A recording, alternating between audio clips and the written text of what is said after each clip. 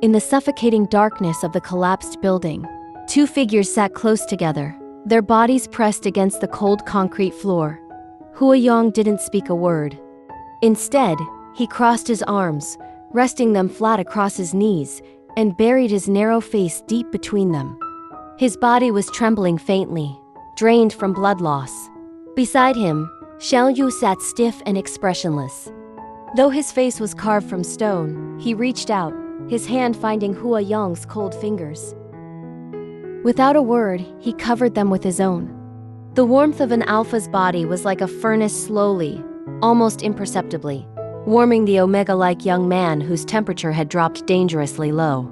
At that moment, Hua Yong suddenly raised his head. His pale lips moved, and in a voice so soft it was almost drowned out by the silence, he whispered, "It started."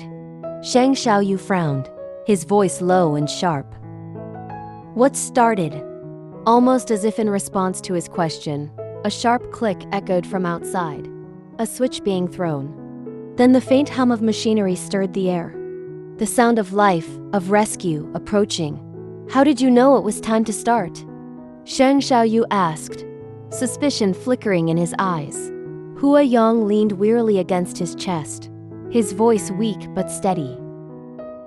"There are footsteps, a lot of them. The rescue team has arrived. They've been surveying the site for 40 minutes. Now they're ready to begin excavation. The collapse is severe. It'll take hydraulic drills and excavation equipment to open the exit." Sheng Shaoyou froze. His mind reeled in disbelief. The excavator's motor hadn't even started yet, but Hua Yong had predicted the team's arrival just from footsteps. What kind of monster-level hearing ability was this?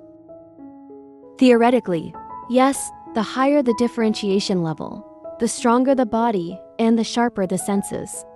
And studies had long shown that high-level alphas and omegas far surpassed ordinary people in both strength and intelligence. But still, this was something else. The Hua Yong before him, thin and fragile, didn't look like a powerhouse. And yet his pheromones, they were overwhelming. Stronger, richer, sharper than anything Sheng Shaoyou had ever encountered. But wasn't Hua Yong supposed to be an omega? His pheromones had always been gentle, carrying that unmistakable floral sweetness unique to omegas. Why then did he suddenly feel as aggressive, as dominant, as the cruel alpha tyrant once created by P Country's secret experiments? Sheng Shaoyu's frown deepened. He could almost remember this scent. Somewhere, sometime, he had smelled it before. But when? Where? His memory refused to give him the answer. The floral fragrance in the air grew heavier, saturating every breath. It was suffocating in its intensity, filling his lungs, his bloodstream, his very bones. And with the memory of the blood-soaked face before him, Sheng Shaoyu's jaw tightened until his teeth ached. Hua Yong, seeing his struggle, finally spoke.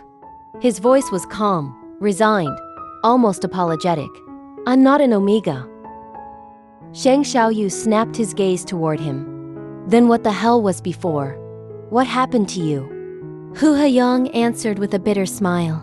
"Pheromone modifier. It's a new invention from the X Holdings research team, not yet announced to the public. It can alter the smell of pheromones, make me appear like an omega, but it only lasts for a limited time. I didn't replenish it in time today. I released too much pheromone, and the modifier failed." He lowered his eyes, his lashes trembling, and whispered softly, "Mr. Sheng, I'm sorry. I lied to you. But I never meant to hurt you. I only did it because I like you too much." His confession was delicate, his posture humble. Anyone else might have been moved. But Sheng Shaoyou wasn't. The air was thick with pheromones, almost unbearable, and he snapped coldly, "Put away your soothing pheromones. Keep this up, and you'll die before they even dig through the bricks." His voice turned colder still. "I told you, I don't want to be with the dead." But Hua Yong, ever the shameless liar, seized upon even the sliver of concern. His pale face lit with a fragile smile. "Mr. Sheng, are you worried about me?" He laughed softly, weak yet radiant. his eyes shining with joy. I won't die so easily. I'll live long enough to catch you. Sheng Shaoyu's scalp tingled in horror. The thought of being chased by an alpha pretending to be an omega made his very bones ache. Worse still, a sharp suspicion sliced through his mind. Could it be this liar was that alpha? The one from that night? No. Impossible. Absolutely not. And yet the scent, this exact fragrance, had haunted him once before. That night, the pheromones weren't soothing, nor suppressive, but something far more complicated. It was the same direction, the same taste, the same person. His mind nodded, his tongue refused to cooperate. He wanted to demand the truth, to roar, to scream. Was it you that night at Tiandahui? But the words stuck in his throat. Finally, with great effort, he forced out a broken question. That day! At Tiandahui, it was you, wasn't it? Hua Yong didn't hesitate. His lips curled faintly, his voice gentle, almost tender. It's me. He leaned closer, the orchid-scented pheromones blooming sweetly between them. Coaxing, flattering, intoxicating. Mr. Sheng, I like you so much. I can't stand the thought of you being with anyone but me. Will you let me pursue you when we get out of here? The question ignited a firestorm. Pursue? This wasn't pursuit, it was entrapment, deception, a con. Sheng Shaoyou shoved him back, eyes flashing with disgust. I'm not interested in alphas who rely on aggression and lies. Get away from me. And put away your pheromones.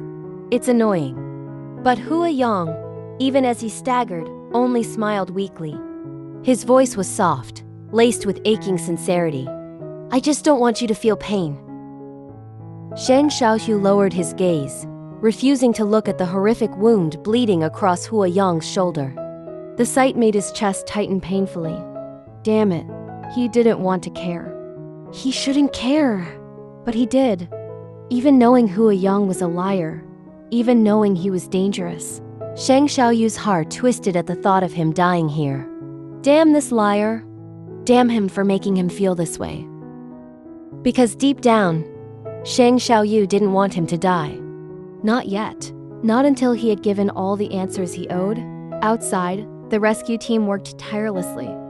Aftershocks had damaged the nearby signal tower, cutting all communication. For half an hour, Shen Wenling and Chang Yu had lost contact with the two trapped men. Desperate, they used life detectors and positioning systems to locate them. Finally, the signal came back. Hua Yong and Sheng Shaoyou were pinned near the doorway. The collapse was severe, but rescue wasn't impossible. Half an hour later, with heavy drilling and excavation, the rescue team broke through. Sheng Shaoyou was carried out first, strapped to a stretcher. Hua Yong, however, refused help. Despite his alarming blood loss and the gaping wound that nearly split his shoulder in half, he insisted on staying by Sheng Shaoyu's side. The hug didn't last long. Hua Yong, sensing Sheng Shaoyu's discomfort, released him on his own, stepping back. His face was pale and bloody, his body trembling. But he still managed a soft, fragile smile. Goodbye, Mr. Sheng. His words, gentle as a cat's purr, lingered in the air. Sheng Shaoyou, lying on the stretcher with injuries burning through his back and legs, turned his face away. He thought grimly to himself. If I see him again, I won't be able to resist punching that beautiful face. Better not to see him again at all.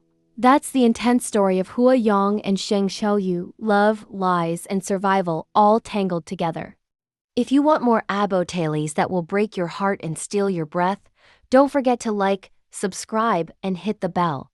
You won't want to miss what's next.